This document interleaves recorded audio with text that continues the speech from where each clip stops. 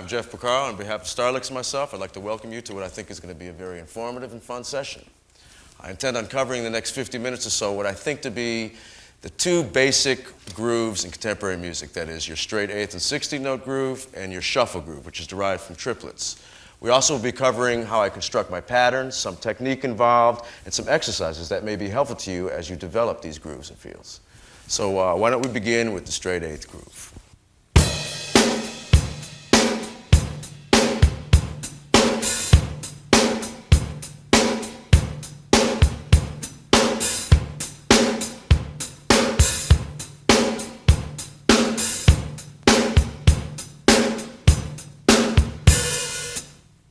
Now, when I come up with a pattern for a new song that I've heard for the first time, I pay close attention to the bass part, any vocal that's there, meaning really paying attention to the phrasing of the vocalist, and that pretty much will dictate the time and the groove.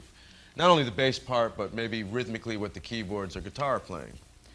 To give you an example of this, when I did the Steely Dan tune FM, it was kind of a groove basically that went like this. Boom, boom, boom, boom, boom, boom, boom, boom, boom, boom, boom. So when I first heard that, the first thing I did was to play 16ths on the hi-hat, and it was something like this.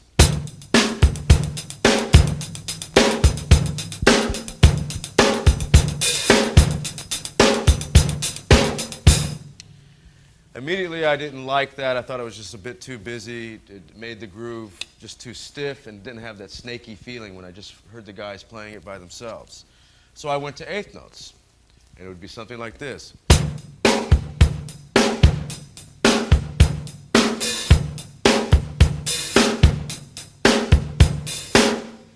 Now, coming up with that pattern, I want to point out that it's important.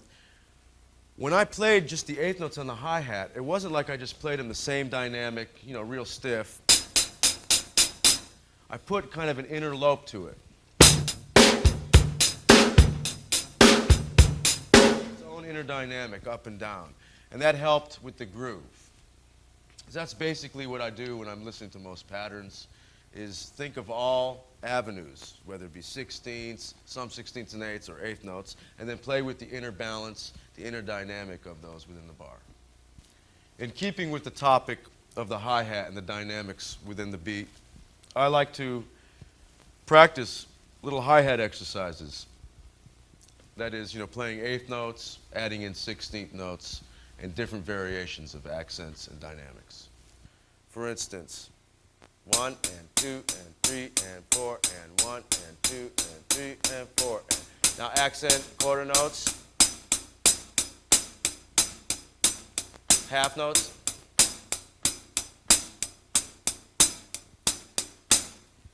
then I'll start adding 16th notes, and I'll turn, you know, it'll be adding a 16th note,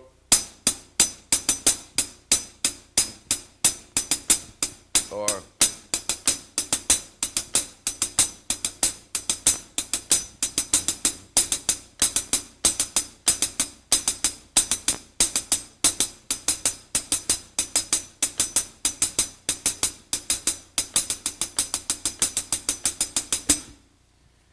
now, the reason I do these little exercises with the 8th notes and 16ths and all the variations, because it's helpful for me when I'm developing drum beats for songs. And I like to practice, for instance, playing 1 and 3 on the bass drum, 2 and 4 on the snare drum, and finding out what these different figures, the different places I put 16th notes or 8th notes, does to the lope or the feel. For instance,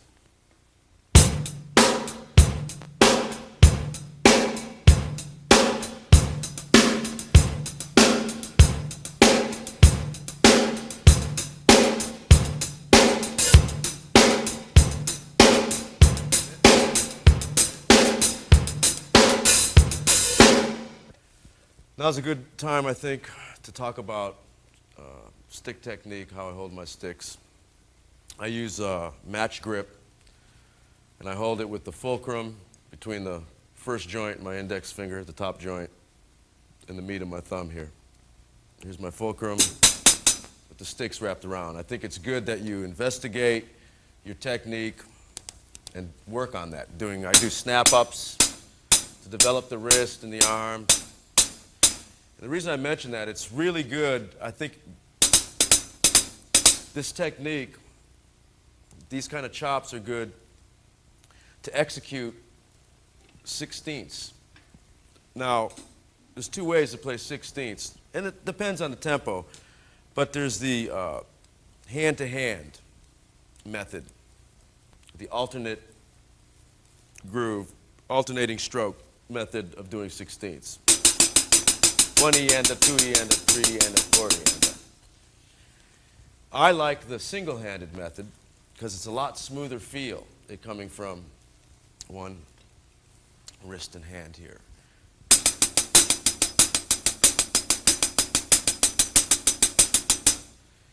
The reason I say so, the more you develop it, it helps with the execution of sixteenths and up-tempo things. For instance, a Mike McDonald record I keep forgetting. I tried doing the alternating stroke method of doing sixteenths, and it sounded just too stiff and staccato for me. To give you an example.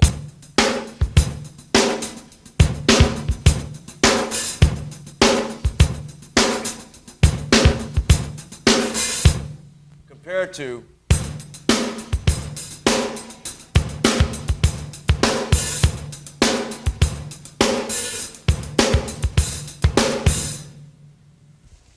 let's continue with these 16th note patterns. We'll keep 16th notes going on our right hand, but this time let's develop the bass drum. Try different patterns on your bass drum, and once you come with a couple that you feel comfortable with, make two-bar phrases out of these patterns and rehearse those several times. I'll give you a couple examples.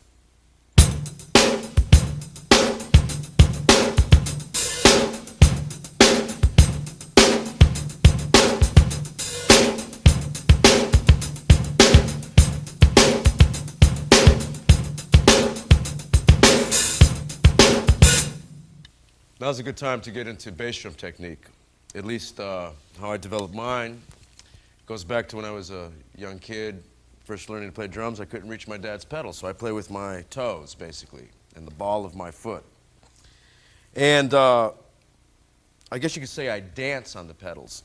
And I like to slide up into my pedal when I'm doing some fast stuff. To give you an example.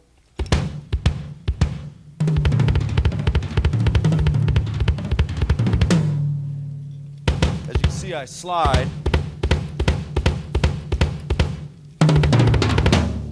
So that's how I go about playing my bass drum. It's the toe and ball method. Now, if we can continue with the 16th notes, I want to get into one of my favorite grooves, and that's a samba type feeling, or variations of a samba feeling. Samba feeling being this.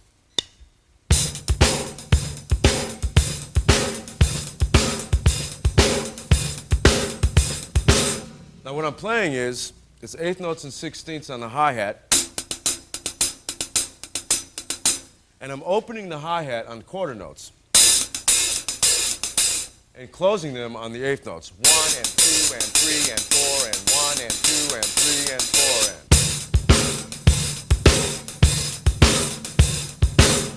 and. Now the bass drum pattern I'm going to play with the hi-hat pattern is a dotted 8th note and a 16th.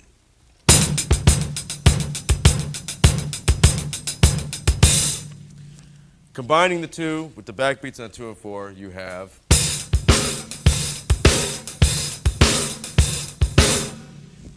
the reason I like this beat is because it's a very versatile beat, at least for me, to be used in the traditional 2 and 4 like I just demonstrated, and also in a halftime like this.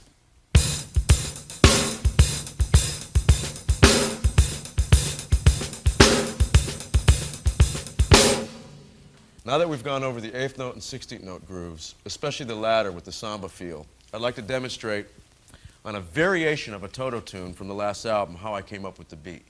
So what I'll ask Mike and David to do is play a variation of that tune, and I will explain what I heard and how I came up with the pattern I did. Gentlemen?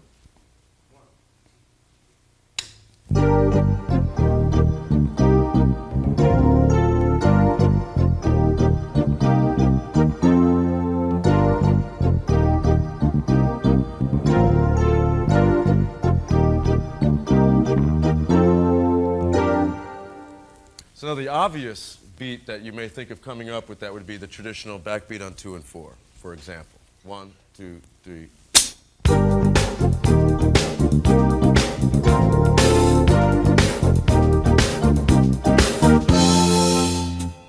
Now, just for fun's sake, when I always hear a tune, like I said earlier in the tape, I like to think of all the variations of that groove that would fit in to leave space and for something unique. So when I first heard the groove, I was thinking of that King Solomon's Mine type thing, where I wanted the backbeat, the beats to be much more spread out, so the grooves to be much more halftime feeling. And it was more something like this. 1, 2, 1, 2. Guys, can we play a taste of that with me demonstrating just this simple thing? 1, 2, 3, 4.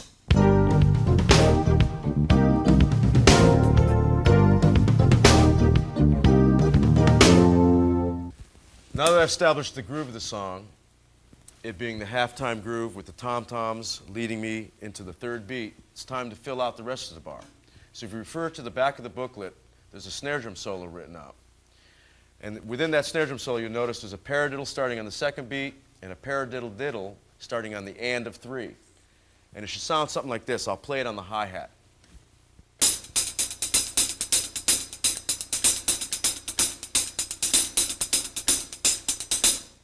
Now notice how I'm accenting on 1 and 3, the third beat being the snare drum, and there's a little ghost note.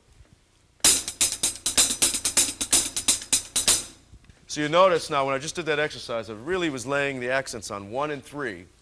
The third accent will land on the snare, and there'll be a ghost note, a 16-note ghost note, right after that third beat on the snare. Now what I'll do is, after you get comfortable with the exercise, bring it over to the drums and orchestrate that pattern on the toms, the rim, cymbals, whatever. And it should sound something like this. 1, 2, 3.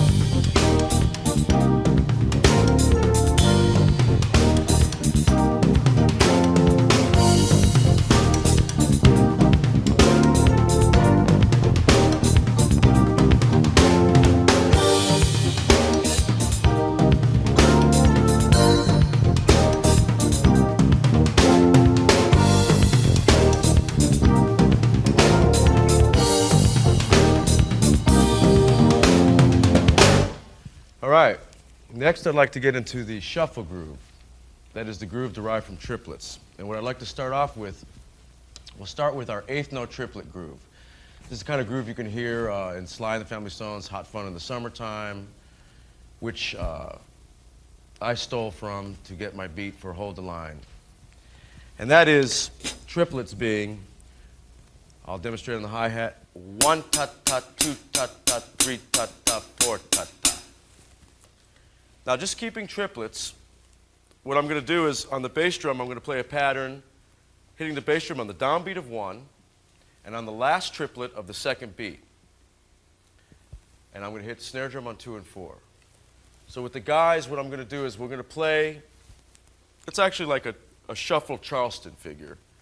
And I'm going to play different variations, accenting the hi-hat differently, maybe opening the hi-hat on the last triplet of the 4th beat and closing it on 1, and just messing around with different accents, variations of this groove. An example. 1, 2, 3.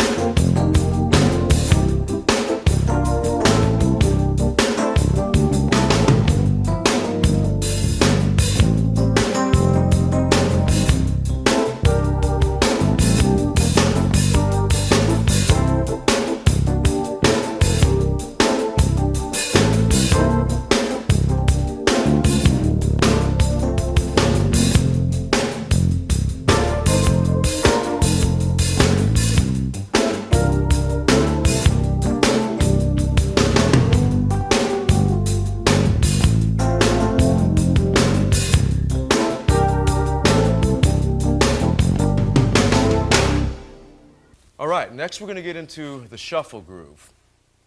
And that is the first and last note of the triplet on the first beat, the first and last note of the triplet on the second, the first and last note of the triplet on the third, and the first and last note of the triplet on the fourth. Something like this. 1 ta ta, 2 ta ta, 3 ta ta, 4 ta ta. 1, 2, 3, 4.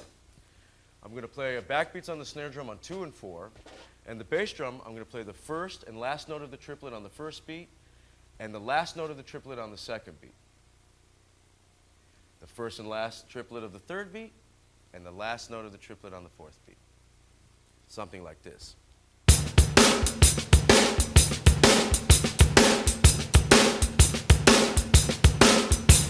Now you'll notice what I like to do is on the backbeats, you'll hear a ghost note after each backbeat, a ghost eighth note triplet beat there, like this.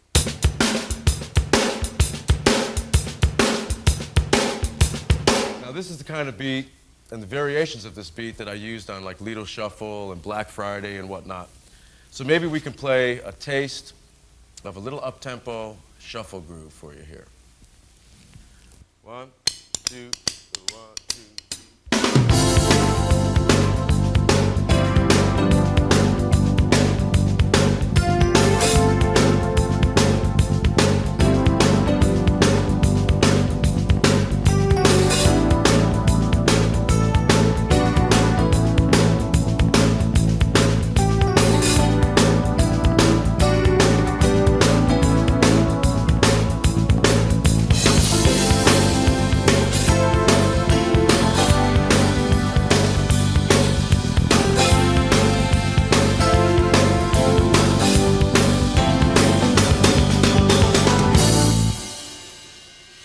That's the shuffle, one version. Another version is playing with the left hand what you're playing with your right hand.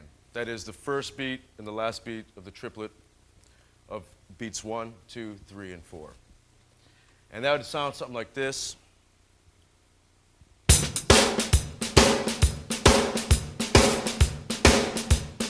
Now you'll notice I'm not making the accents, the beats even in dynamics with the left hand, because I want the 2 and 4 to land real nice, sounding like this again.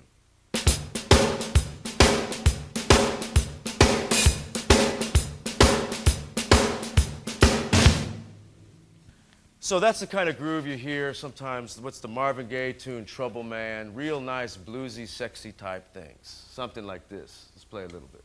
1, 2, 3.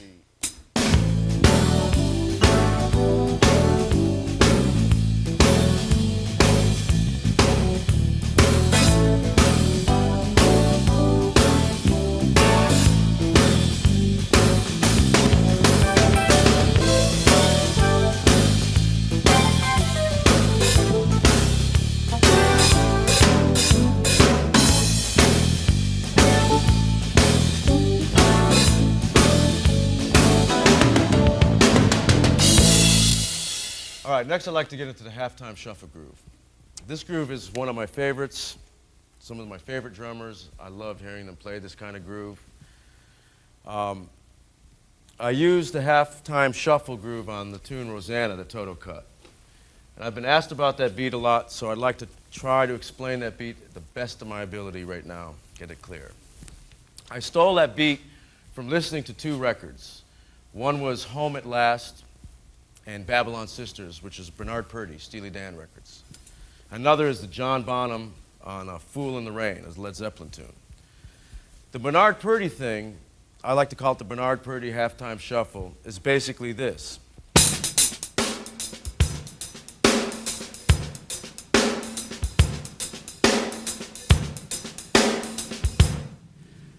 The John Bonham beat that I copied from Fool in the Rain was something like this.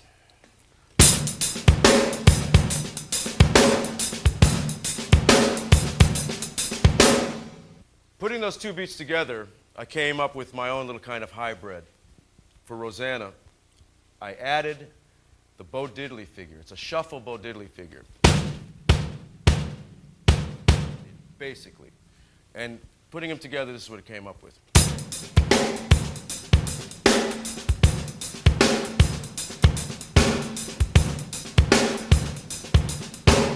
All right, let me break this beat down for you. On the hi-hat, I'm playing the first and last note of the triplet on each beat.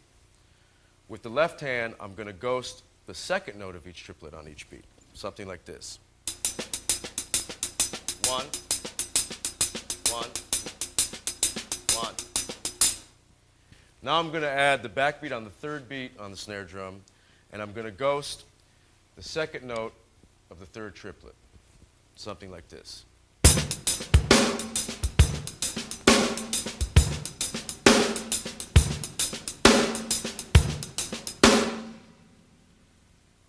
Now I'm going to add the Bo Diddley shuffle bass drum figure.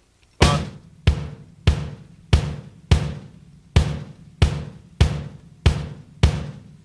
And altogether it should be something like this.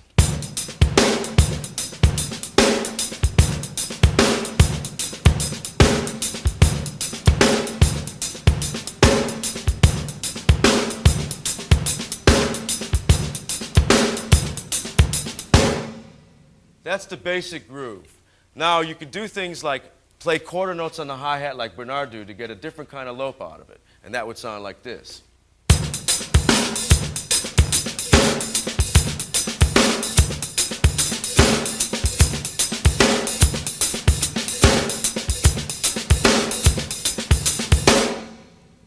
Okay, now I'm going to play a little bit of this groove with the band so that you can play along. 1, 2, 3.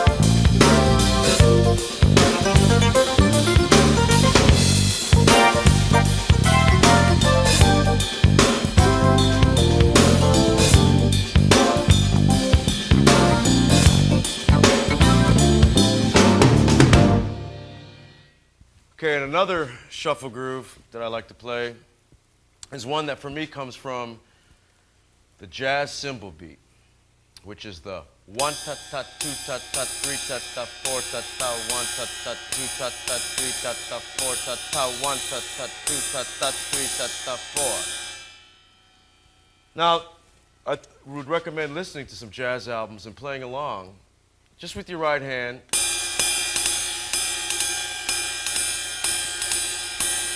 And build up. Because you could take the jazz beat and apply it to some contemporary nice grooves thusly. And it would sound something like this.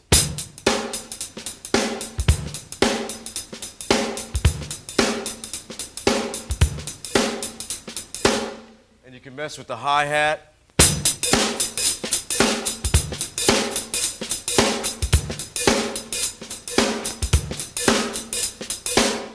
So I'm going to play a little bit of that with the rhythm section and check it out. 1, 2, 3.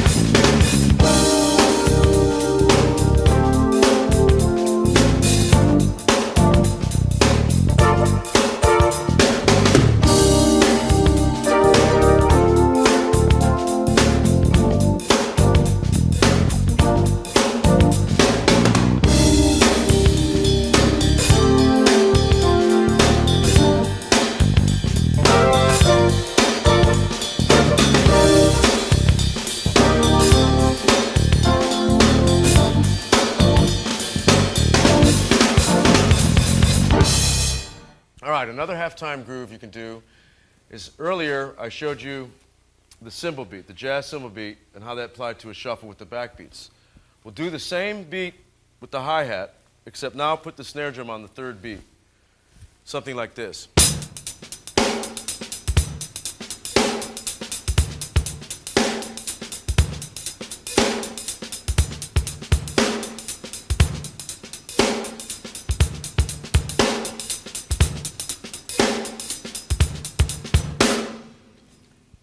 now we'll demonstrate it with the rhythm section. 1, 2, 3.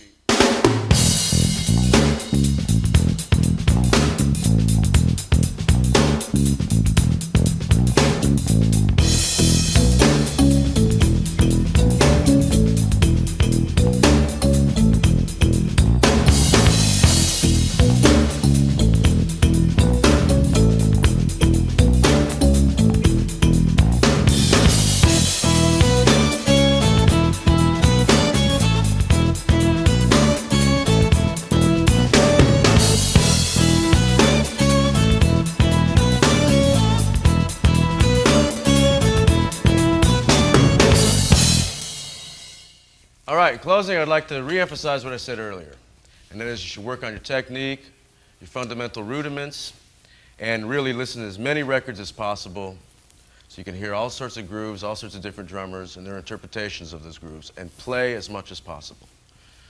I would also like to thank Richie Honori and Joe Porcaro for their technical assistance, Bill Schnee for engineering, and Mike Porcaro and David Garfield for being in the rhythm section.